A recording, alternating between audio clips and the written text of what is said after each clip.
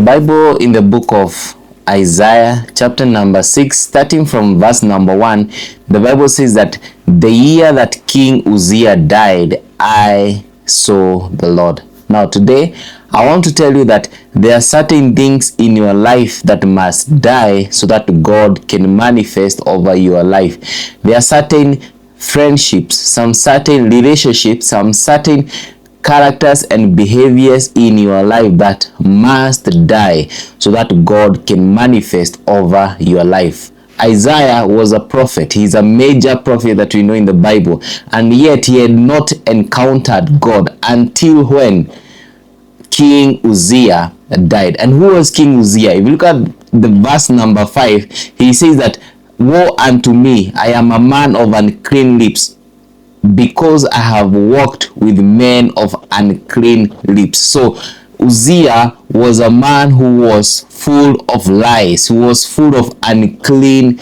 lips, and this resulted to even Isaiah himself becoming a man of unclean lips. So when you walk with people who are in sin, you become a sinner. So Isaiah did not encounter God because he was walking with men who were unrighteous, unholy men, men who had unclean lips, men who lived a life of iniquities. And because of this, he could not have an encounter with God. Even God was asking, "Whom shall I send?" And yet Isaiah, a whole prophet, was there, but God was not recognizing him because he was amongst the men of unclean lips. Today, I want to tell you that there are certain characters in your life that must die so that you can have an encounter with God. To all the ministers of the gospel, there are certain characters in your life that must die so that you can have an encounter with God. You know, the Bible says that so many people call the name of the Lord, but when it comes to the last day,